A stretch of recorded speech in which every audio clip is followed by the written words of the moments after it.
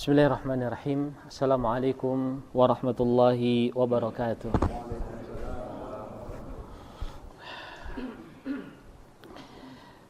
Alhamdulillah. Alhamdulillahilladzi arsala rasulahu bil huda wa dinil haqq liyudhhirahu 'ala ad-dini kullihi walau karihal kafirun. Wa asyhadu an la ilaha illallah wahdahu rabbi la syarika lah. Wa asyhadu anna Muhammadan abduhu wa rasuluh sallallahu alaihi wa ala alihi wa sahbihi wa sallama tasliman katsira, amma ba'd. Jamaah kaum muslimin sidang salat maghrib yang dimuliakan Allah subhanahu wa ta'ala. Alhamdulillah, Allah azza wa jalla kembali memberikan kesempatan kepada kita untuk berjumpa. Dan bukan hanya sekedar berjumpa, bukan hanya sekedar bertemu, tetapi kita sembari berjumpa, bertemu, kita semakin menguatkan tali persaudaraan. Kita saling mencintai karena Allah subhanahu wa ta'ala. Dan kita saling tazawur. Kita saling bertemu, menziarahi satu dan yang lainnya karena Allah subhanahu wa ta'ala. Semoga hadis qudsi yang telah Allah firmankan dengan firman-Nya, wajabat mahabbati lil mutahabbina fiyya wal mutazawirina fiyya, benar-benar kita dapatkan.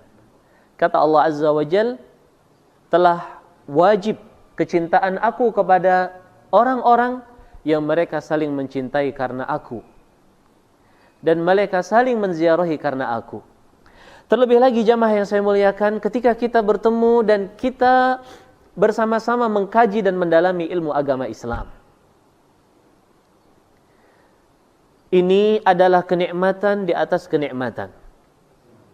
Kebanyakan manusia ketika mereka bertemu, mereka menghabiskan waktunya untuk berbicara tentang perkara dunia, yang seandainya dia mati, dia tidak akan bawa apa-apa. Namun kita bertemu di masjid yang mulia ini, di tempat yang mulia ini, sembari menunggu datangnya waktu salat yang lain, kita mengkaji dan mendalami, kita diskusi ilmu agama Islam. Maka ini adalah insyaallah jalan untuk kita menuju surganya Allah azza wa jalla. Amin ya rabbal alamin. Bagaimana tidak, Rasulullah sallallahu alaihi wasallam pernah bersabda, "Man salaka tariqan yaltamisu fihi ilma, sahalallahu lahu bihi tariqan ilal jannah." Siapa yang dia meniti satu jalan untuk menempuh ilmu agama, coba bayangkan, untuk mendapatkan ilmu agama, maka Allah akan mudahkan bagi dia jalan menuju surganya. Ini keutamaan. Belum lagi Nabi SAW memberitahukan, wa majtama'a qaumun fi baitin min buyutillah yatluna kitab Allah wa yatadarasunahu bainahum illa nazalat alaihimus sakinah wa ghashiyatuhumur rahmah wa haffathumul malaikah wa dzakarahumullahu fi man indah. Kata Nabi SAW, tidaklah suatu kaum, ya, mereka berkumpul di dalam salah satu rumah dari rumah-rumah Allah. Apa yang mereka lakukan? Mereka membaca Al-Quran, mereka mempelajari Al-Quran di antara mereka, melainkan akan turun kepada mereka ketenangan, dan Allah akan liputi dengan rahmah, dan Allah akan turunkan malaikat kepada mereka sebagai bentuk kerendahan atau sebagai bentuk kemuliaan mereka di sisi Allah, dan mereka akan disebutkan oleh Allah azza wa jalla di hadapan malaikat-malaikatnya. Semoga hadirin yang dimuliakan Allah, kenikmatan yang kita rasakan saat ini benar-benar langgeng, kekal, kita bawa sampai kita bertemu dengan Allah azza wa jalla. Para ulama kita terdahulu, ya, ada di antara mereka yang ketika bertemu dengan teman lamanya, Al-Imam Ahmad bin Hanbal pernah bertemu dengan Al-Imam Yahya ibnu Ma'in. Mereka berdua ini sejoli. Mereka berdua menuntut ilmu kemana-mana bersama-sama. Bahkan dari daerah Basrah ke Yaman, Imam Ahmad dan Ibnu Ma'in bersama-sama menuntut ilmu agama. Setelah lama bertemu, setelah lama berpisah bertemu, yang mereka lakukan adalah mudzakarah hadits setelah selesai sholat isya sampai menjelang azan subuh. Mereka tidak bosan untuk mengulang, mempelajari, bertanya tentang hadis. Begitulah keadaan ulama kita terdahulu. Namun hadirin yang saya muliakan, fatashabbahu in lam takunu mithlahum. Inna tashabbuha bil kirami falahu. Kalian tiru. Kata pepatah Arab, kalian tiru. Kalau tidak bisa sama persis, tiru. Karena meniru seorang yang baik adalah sebuah keberuntungan. Baik, jamaah yang saya muliakan, kembali di malam Jumat yang berbahagia ini, sebagaimana majelis-majelis yang pernah kita lakukan sebelum Ramadan, beberapa bulan yang lalu, 2 bulan kurang lebih, kita membahas dan mengkaji fikih tata cara sholat sebagaimana dilakukan oleh Rasulullah sallallahu alaihi wasallam. Kalau tidak salah kita sudah banyak membahas, ya. Kita sudah menyebutkan hal-hal yang perlu diperhatikan oleh orang yang akan sholat. Kita juga sudah membahas perkara-perkara sebelum dia itu menjalankan ibadah sholat. Dan kita kalau tidak salah juga sudah menyebutkan sebagian dari tata cara sholat. Namun alangkah baiknya seandainya kita akan mengulang sedikit. Dan kita akan pelajari tata cara sholat sesuai dengan tuntunan Nabi SAW, dimulai dari takbir dan diakhiri dengan salam. Sebelumnya, jamaah yang saya hormati, mengapa kita perlu mempelajari materi ini? Sebagai bentuk zikra, fadzakir fa inna dzikra tanfa'ul mu'minin. Karena sholat ini adalah ibadah yang mulia. Urutan di dalam rukun Islam adalah kedua. Kalau di dalam ajaran Islam yang bersifat furu' adalah yang pertama. Karena rukun Islam ada 5. Yang pertama 2 kalimat syahadat ini adalah bab yang berkaitan dengan akidah. Yang kedua sholat. Ketiga zakat, puasa dan haji. Nah, dari ibadah-ibadah furu', sholat memiliki peringkat pertama. Tidak lain dan tidak bukan karena kemuliaan ibadah sholat. Kalau kita melihat bagaimana turunnya kewajiban-kewajiban rukun Islam atau kewajiban yang lain, maka sholat ini memiliki nilai lebih. Karena Allah Azza wa Jalla wajibkan sholat itu ketika Nabi SAW sedang apa? Isra Mi'raj. Sedangkan yang lain turun seperti biasa dibawa oleh malaikat Jibril alaihi salatu wassalam. Maka ini menunjukkan mulianya ibadah salat. Nah, yang jadi masalah para jamaah, salat ini ibadah, ya apa tidak? Ibadah. Yang namanya ibadah itu tidak akan diterima oleh Allah Azza wa Jalla kecuali dengan 2 syarat. Yang pertama adalah mengikhlaskan ibadahnya karena Allah. Dan yang kedua adalah menjalankan sesuai dengan tuntunan Rasulullah sallallahu alaihi wasallam.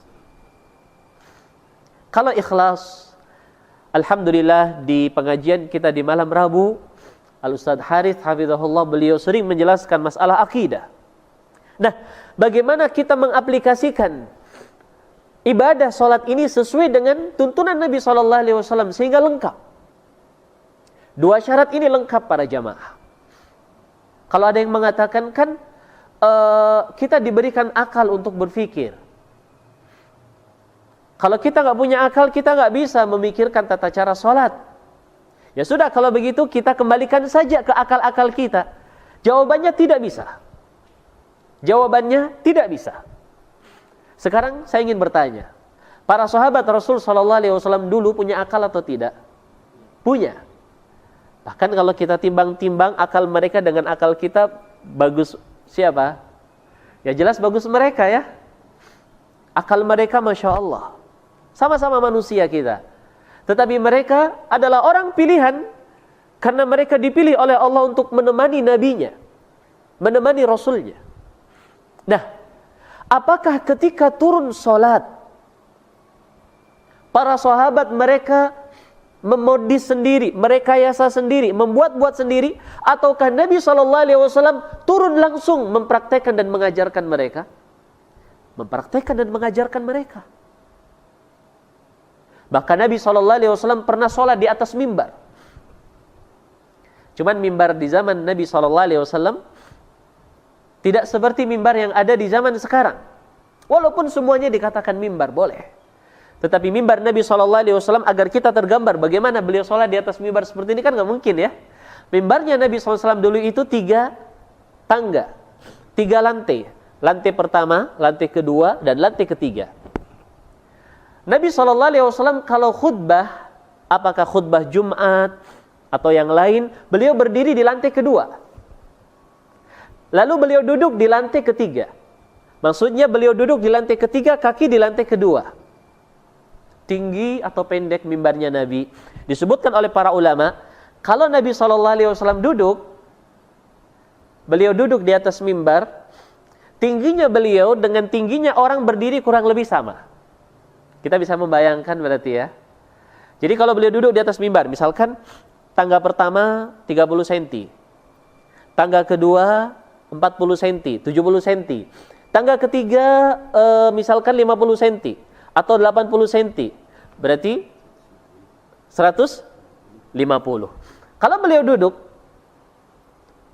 beliau tinggi ya, antara tempat beliau duduk dan kepala beliau misalkan anggaplah 30, anggaplah misalkan 70 cm. Nah, ditambah kurang lebih begitu.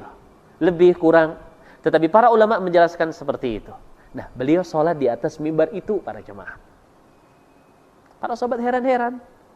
Beliau sholat dari takbir, ketika akan sujud beliau turun ke bawah. Setelah beliau selesai sujud, duduk di antara 2 sujud, sujud lagi, beliau berdiri, beliau naik lagi ke mimbar. Beliau sholat 2 rakaat. Selesai sholat beliau menghadap para sahabat. Innama, kata beliau, innama fa'altu hadza lita'tammu bi wa lita'allamu sholati.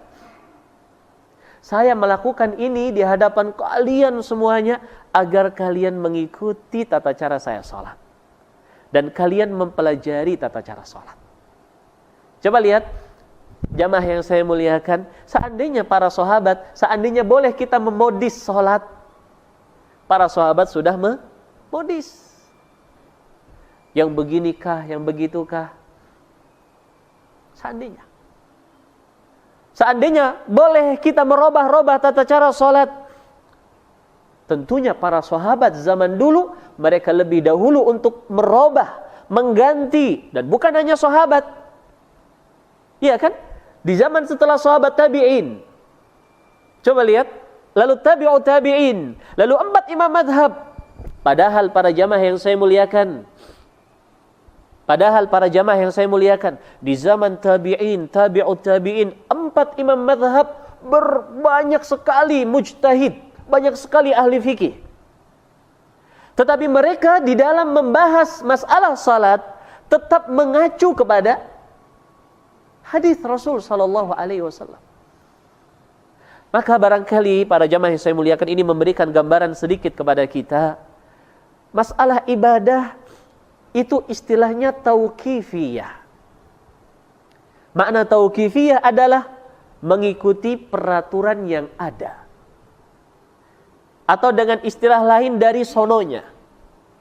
Ini ibadah. Kalau dunia, monggo, terserah. Terserah kita mau buat bagaimana saja. Tetapi kalau ibadah, tidaklah kita disyariatkan menjalankan ibadah kecuali telah turun aturan yang mengaturnya. Baik, oleh karena itu para jamaah yang saya muliakan, ini tentunya bukan dalam rangka menggurui atau ini bukan dalam rangka memaksakan kehendak, tidak. Tetapi kita semua diskusi. Kita semua sama-sama belajar. Ya. Kita semua sama-sama mempelajari sebenarnya bagaimana tata cara sholat yang telah diajarkan oleh baginda Rasul sallallahu alaihi wasallam. Tentunya kita akan melewati perselisihan ulama. Dan ini sering kita singgung bahwa perselisihan yang terjadi di tengah-tengah ulama di dalam permasalahan fikih, sikap kita adalah mengambil mana yang lebih dekat kepada kebenaran. Namun sisi lain, kita harus toleransi dan kita harus lapang dada dengan orang yang tidak mengikuti pendapat kita. Begitu prinsip seorang di dalam menyikapi perselisihan di dalam masalah fikih. Dan kejadian yang terjadi di zaman 4 imam madhab khairu syahid, sebaik-baik bukti. Ya, Al-Imam Abu Hanifah, karena Al-Imam Abu Hanifah itu beliau hidupnya itu lebih dahulu dari 3 imam madhab yang lain yang terkenal sampai zaman sekarang ini. Wa illa imam-imam madhab di zaman mereka itu banyak para jamaah. Bahkan 4 imam madhab ini kalau dibandingkan dengan imam madhab yang lain, itu lebih besar dan lebih terkenal imam madhab yang lain. Hanya saja dari semua madhab yang ada di saat itu, hanya 4 madhab yang dihidupkan oleh ulama setelah mereka. Dikaji usulnya, dikaji kaidah-kaidahnya, sehingga sampai zaman sekarang eksis. Adapun madhab al-Imam Al-Auza'i, madhab Sufyan ibn Uyainah, madhab Sufyan Ats-Tsauri, madhab al-Imam Ibn Sirin, madhab al-Imam Az-Zuhri, mereka punya madhab dan punya banyak pengikut. Tidak ada yang menghidupkan setelahnya. Sehingga habis. Baik. Abu Hanifah, beliau hidup lebih dahulu. Tetapi beliau melahirkan 2 murid beliau yang hebat. Yang pertama Al-Imam Muhammad Ibnul Hasan Al-Kufi, dan yang kedua adalah Al-Imam Abu Yusuf. Dari 2 murid Abu Hanifah yang hebat ini, belajarlah Al-Imam Asy-Syafi'i rahimahullahu ta'ala. Kurang lebih 3 atau 4 tahun. Dalam waktu ini, para jamaah yang saya muliakan, Al-Imam Asy-Syafi'i boleh dikatakan bermadhab dengan madhab Hanafi. Karena itu yang beliau pelajari. Baik. Kemudian Al-Imam Syafi'i pulang. Beliau berdakwah. Beliau pergi ke Mesir. Beliau mengembangkan ilmu beliau, belajar dari ulama yang ada di daerah tersebut. Lalu beliau berangkat lagi belajar dengan Al-Imam Malik rahimahullahu ta'ala. Dari Al-Imam Malik, Al-Imam Asy-Syafi'i mengambil pelajaran yang berharga juga. Dan boleh dibilang saat itu Al-Imam Asy-Syafi'i bermadhab dengan madhab Maliki. Setelah beliau pulang dari majlisnya Al-Imam Malik, sudah belajar sekian tahun, beliau menggabung antara 2 pendidikan itu. Karena di saat itu ada 2 madrasah. Ada 2 kubu. Ya, kubu Kufah yang terkenal dengan nama Madrasatul Ra'i, dan kubu Madinah yang terkenal dengan Madrasatul Hadis. Begitu. Nah, Imam Syafi'i menggabung dua-duanya dan jadilah mazhab Al-Imam Asy-Syafi'i. Dari Al-Imam Asy-Syafi'i lahirlah Al-Imam Ahmad. Coba lihat, artinya mereka itu saling mewarisi satu dengan yang lain. Makanya tidak heran kalau mereka itu tidak pernah ribut. Tidak heran. Karena Imam Syafi'i pernah belajar dengan Abu Hanifah. Beliau juga pernah belajar dengan Imam Malik. Imam Ahmad belajar dari Imam Syafi'i. Saling bertukar pikiran. Tidak ada yang ribut. Tapi mereka berbeda-beda. Benar, mereka berbeda-beda. Mereka khilaf. Mereka kadang dalam satu masalah, satu imam memiliki 2 pendapat. Coba bayangkan. Kita tahu kalau di madhab Syafi'iyah ada namanya qaulun qadim dan qaulun jadid. Qaulun qadim adalah ucapan Imam Syafi'i di awal-awal. Ketika beliau masih belajar dari muridnya Abu Hanifah dan Al-Imam Malik. Qaulun jadid setelah beliau menetap dan memiliki madhab sendiri, madhab Al-Imam Asy-Syafi'i. Oleh karena itu hadirin yang saya muliakan sekali lagi, Saya mengajak diri saya dan para jamaah semuanya untuk kita lapang dada di dalam perbedaan permasalahan fiqhiyah. Kita tetap mengambil mana yang lebih dekat kepada kebenaran. Tetapi kita lapang dada. Kita toleransi dalam masalah ini. Karena kita telah diajarkan oleh ulama kita terdahulu. Baik, para jamaah yang saya muliakan, kembali kepada materi kita tentang tata cara sifat salat Rasul sallallahu alaihi wasallam. Kita akan mulai dari takbir. Kenapa? Karena salat itu telah datang sebuah hadis dari Nabi sallallahu alaihi wasallam yang diperselisihkan ulama kesahihannya. Sebagian mensahihkan. Di mana Rasul sallallahu alaihi wasallam mengatakan miftahus shalah at-tahur wa tahrimuha at-takbir wa tahliluha at-taslim. Kunci salat adalah bersuci. Kita sudah belajar tata cara wudu. Kalau tidak salah, sudah kita singgung secara sekilas. Lalu kata Nabi SAW yang mengharamkan amalan lain adalah takbir. Kalau kita sudah takbir, maka semua kegiatan kita stop. Dan yang menghalalkan kita melakukan aktivitas lagi adalah at-taslim. Kita mengucapkan salam. Nah, walaupun para jamaah yang saya muliakan, di sana ada hal-hal yang akan kita pelajari atau sudah kita pelajari sebelum kita takbir. Seperti niat. Ini sudah kita bahas dahulu. Bagaimana seorang berniat. Baik. Oleh karena itu, insyaallah ta'ala kita akan mulai pembahasan terkait dengan takbiratul ihram dan seterusnya untuk mengulang saja. Karena ini sudah kita singgung kalau tidak salah pada pertemuan-pertemuan yang lalu. Baik. Hadirin yang dimuliakan Allah Azza wa Jal. Kalau kita berbicara at-takbir, maka yang dimaksud dengan at-takbir adalah ucapan Allahu Akbar. Adapun kita mengangkat tangan di sini, ini namanya raf'ul yadain.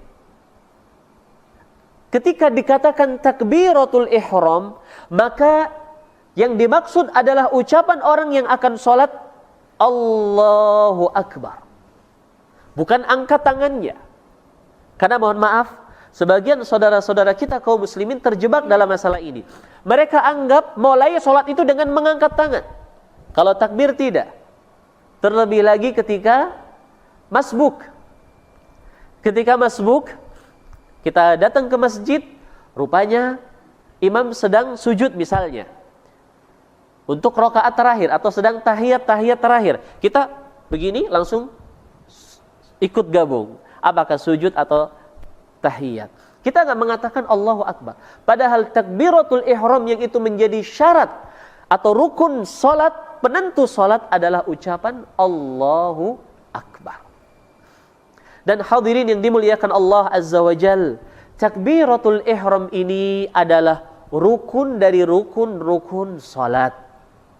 Seorang yang dia meninggalkan rukun salat, apakah sengaja ataukah lupa, maka salatnya tidak sah. Ini perbedaan namanya rukun dengan wajib.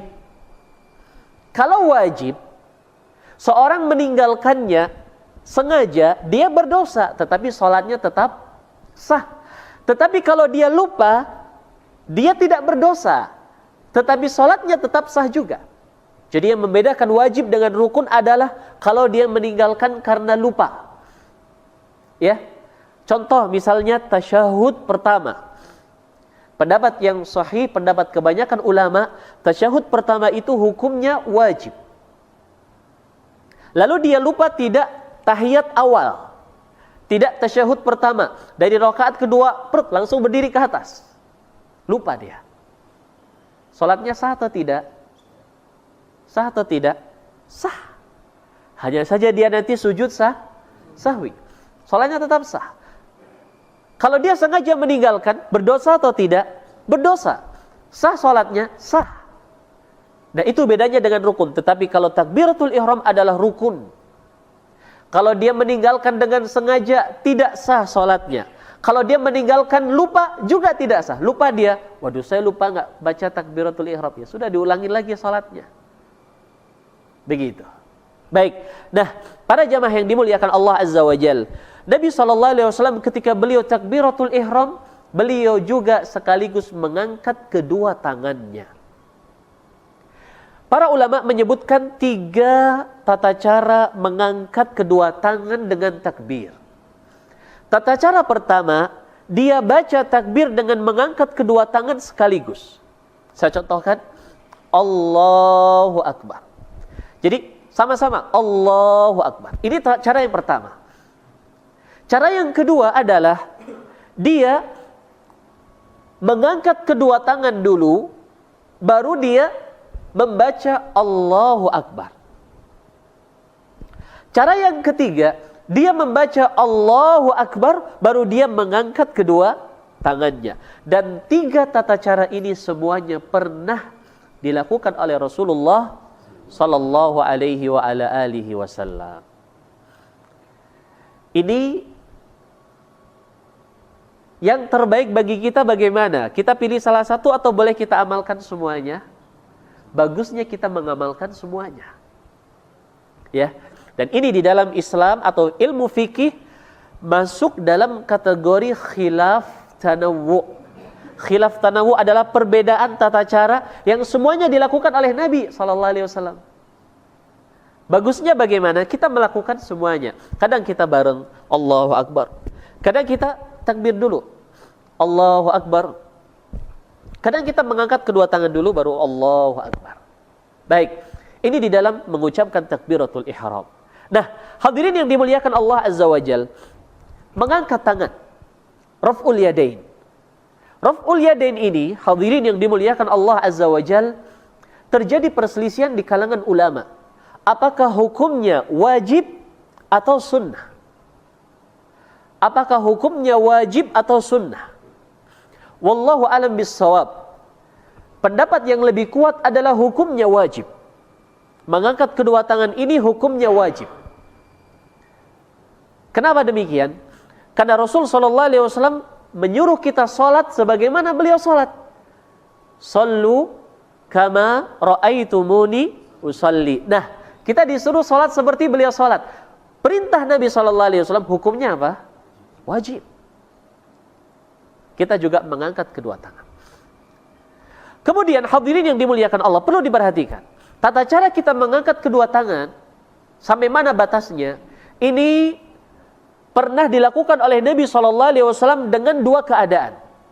Pertama, beliau pernah mengangkat kedua tangannya itu sampai kedua daun telinga, dan pernah beliau mengangkat kedua tangan sampai sebatas bahu. Jadi dia boleh begini, Allahu Akbar, boleh dia begini. Nah, tata caranya itu sunnah. Jadi pahami ini para jamaah, mengangkat kedua tangan wajib, tetapi tata caranya sunnah. Selama tidak keluar dari gerakan orang yang sholat. Misalnya begini, ada orang tidak dia mengangkat sampai telinga, tidak pula sampai bahu. Bagaimana? Allahu Akbar. Ini boleh atau tidak? Boleh atau tidak? Secara hukum asal boleh, karena dia dianggap mengangkat kedua tangan selama tidak mengeluarkan dari keadaan seorang yang sholat. Atau misalkan karena dia buru-buru, Allah. Dia sudah mengangkat tangan, sudah lepas dari kewajiban. Tapi tidak seperti ini dan tidak seperti ini, dia tidak mendapatkan pahala sesuai sunnah. Begitu. Nah, bagaimana keadaan yang dia mengeluarkan seperti keadaan orang sholat? Bagaimana cara takbir? Allahu Akbar. Misalkan begini. Pernah lihat atau tidak? Ada. Memang ada. Betul ada. Saya juga pernah lihat masalahnya. Dan ini hadirin yang dimuliakan Allah. Dia dianggap mengangkat kedua tangan tetapi sudah lewat batas. Bukan dianggap sebagai orang yang sholat kalau seperti itu. Maka tidak dibenarkan. Dan dia bisa terjatuh ke dalam abas, melakukan perbuatan sia-sia di dalam sholat, dan bisa menjadikan sholatnya itu tidak sah. Setelah kita mengangkat kedua tangan dan takbir, kita letakkan kedua tangan kita di atas badan kita. Pertama, hadirin, ada 2 hal yang ingin saya sebutkan di sini. Pertama, sedekap, ini namanya sedekap ya, adalah Tata caranya adalah meletakkan tangan kanan di atas tangan kiri. Dan ini adalah wajib. Menurut pendapat yang kuat. Wajib. Nah, hadirin yang dimuliakan Allah Azza wa Jalla, sekarang kalau kita membahas di atas tangan kanan di atas tangan kiri, kira-kira bagaimana sebenarnya di atas itu? Apakah begini? Ini kan di atas nih, tangan kanan di atas tangan kiri. Atau begini? Mana yang dikatakan di atas? Begini. Ini di atas. Betul. Di dalam bahasa Arab, di atas itu tidak mesti ini sesuatu ini di atasnya. Dalam bahasa Arab, di atas juga bermakna begini. Sekarang kita melihat jam dinding itu, kita mengatakan jam di atas tembok atau di samping tembok? Jam di atas tembok atau di samping tembok? Hah? Allah alam bisawab. Saya nggak tahu. Jam ini di atas atau di samping tembok? Bingung kan? Tapi dalam bahasa Arab, jam di atas tembok. Kita ingat firman Allah Azza wa Jalla ketika menceritakan tentang perbuatan Fir'aun menyalib tukang-tukang sihir. Saya ulangi, orang-orang Arab ketika mereka itu permasalahan lain. Ketika mereka mengatakan jam yang menempel di sesuatu, mereka mengatakan ala. As-sa'atu 'alal jida, walaupun tidak di atasnya, nempel. Begitulah yang kita fahami. Sisi lain para jemaah, Rasul sallallahu alaihi wasallam mempraktikkan juga seperti itu. Rasul sallallahu alaihi wasallam mempraktikkan juga seperti itu. Nabi meletakkan tangan kanan di atas tangan kiri dan begini. Dari sini para jemaah yang saya muliakan, keliru. Kalau ada orang yang dia memahami, ada orang yang menganggap kalau yang membahas fikih di zaman sekarang ini dengan hadis, maka telah putus sanadnya. Tidak para jemaah yang saya muliakan. Karena ulama hadis banyak. Dari zaman dulu sampai zaman sekarang. Dan mereka mengajarkan. Bahkan dari tata cara sholat. Dari gerakannya. Dari guru ke murid. Murid ke muridnya lagi. Dan seterusnya. Begitu. Dan itu yang kita dapatkan dari guru-guru kita. Mereka mencontohkan seperti ini. Dan mereka mendapatkan dari guru-guru mereka. Baik. Ini pembahasan pertama. Ini saya singgung karena sebagian ulama madhab seperti yang masyhur dinukil dari madhab Hanafiyah, ya, mereka itu tidak sedekap. Kalau mereka habis takbir Allahu Akbar, mereka lurus. Para jamaah yang sudah pernah haji atau umrah pernah lihat atau tidak? Pernah ya? Nah begitu mereka. Kita lihat ngapain orang ini kan? Kok tangannya gini? Rupanya dia lagi salat. Tiba-tiba Allahu Akbar, kok ruku. Madhab yang dinukil dari madhab Hanafiyah adalah meluruskan tangan. Ini dalam bahasa fikih namanya al-irsal. Begini. Sedangkan begini namanya al-qabd. Mana yang sesuai dengan tuntunan Nabi SAW? Al-qabd. Bisa dipahami para jamaah?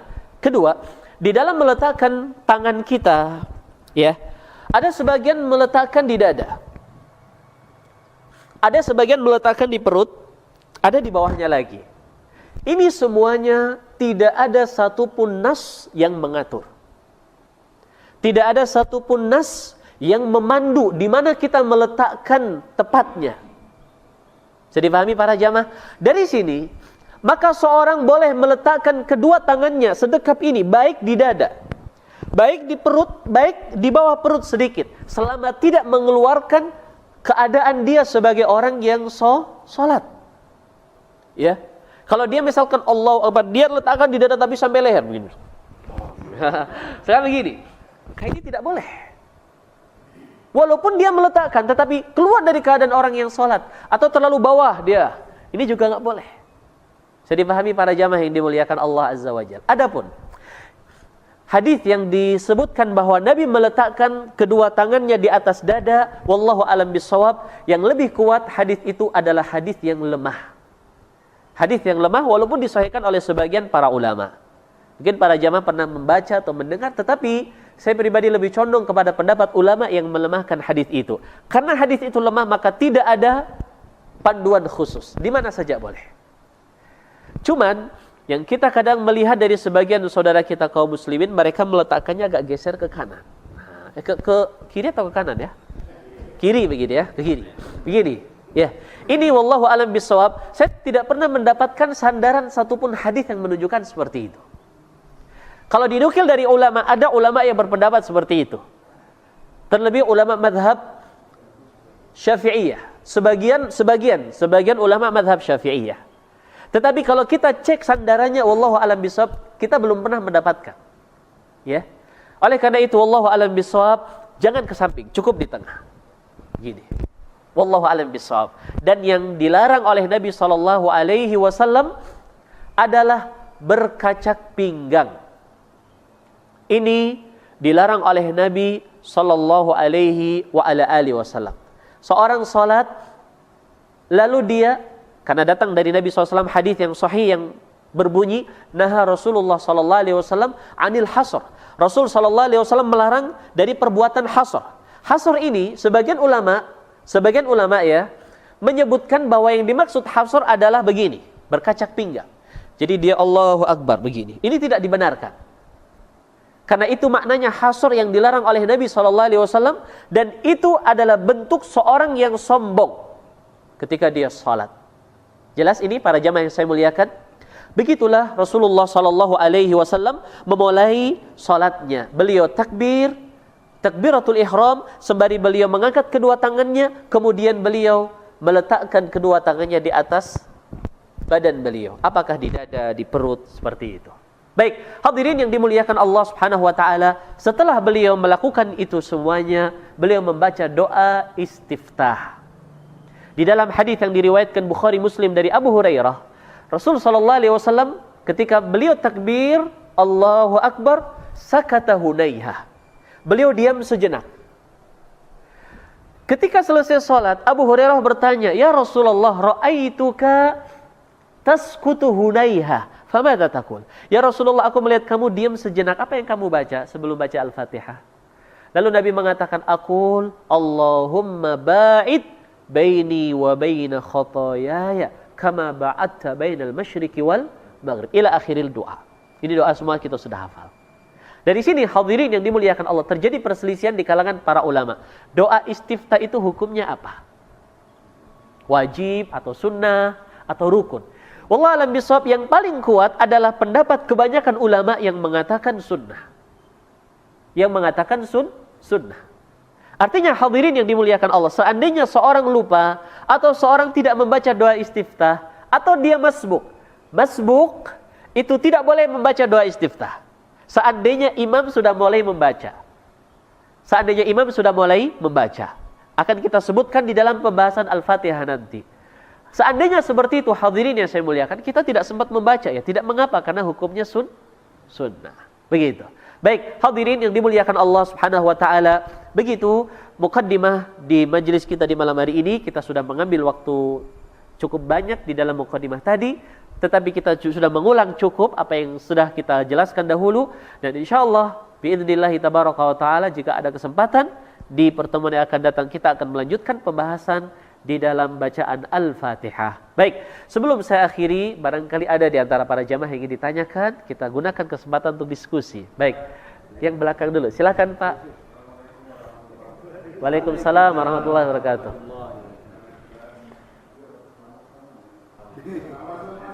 Tamang-tamang. Baik. Terima kasih. Pembahasan niat para jamaah yang saya muliakan, sengaja tidak saya ulang karena sudah kita bahas di pertemuan yang dulu. Namun tidak mengapa untuk kita ulang. Niat adalah syarat sahnya sholat. Seorang yang dia sholat tidak ada niat, maka sholatnya tidak sah. Namun para jamaah yang saya muliakan, kapan seorang itu berniat? Apakah boleh dia jauh-jauh hari berniat?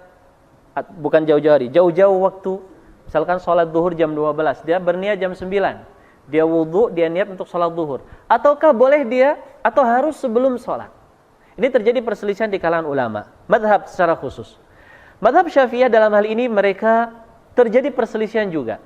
Madhab Syafi'iyah sebagian ulama mengatakan wajib muqaranah. Muqaranah itu maknanya begini para jamaah. Ketika kita akan takbiratul ihram, kita barengi dengan niat. Allahu Akbar. Nah, ketika kita membarengkan angkat tangan, takbiratul ihram dan niat sekaligus, ini kadang sebagian orang susah. Sehingga nggak jadi-jadi. Nggak bisa, lepas lagi. Sebagian seperti itu, karena mereka menganggap wajib. Sebagian ulama Syafi'iyah menganggap sunnah.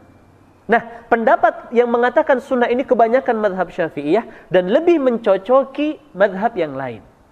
Artinya para jamaah yang saya muliakan, kita boleh berniat untuk sholat zuhur 1 jam, 2 jam sebelumnya. Tetapi sebelum kita takbiratul ihram, sebelum kita mulai sholat, alangkah baiknya kita ulang kembali. Dan itu namanya muqaranah dan hukumnya sunnah. Dianjurkan, begitu Pak.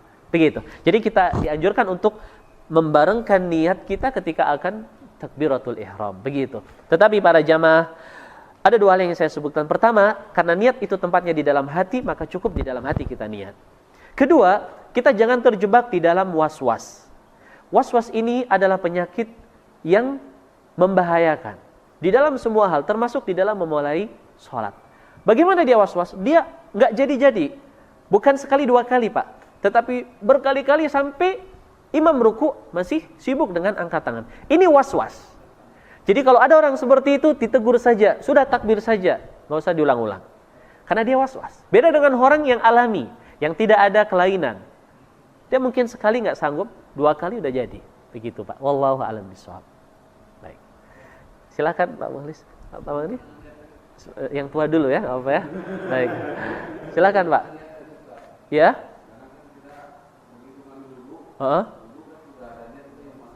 Ya. Betul. Ya.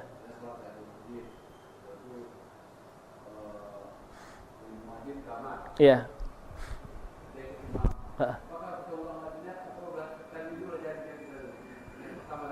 Yang pertama tadi itu dianggap niat. Itulah kita niat.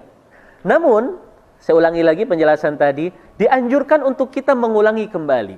Karena begini, kadang kita setelah berwudu, kita lepas.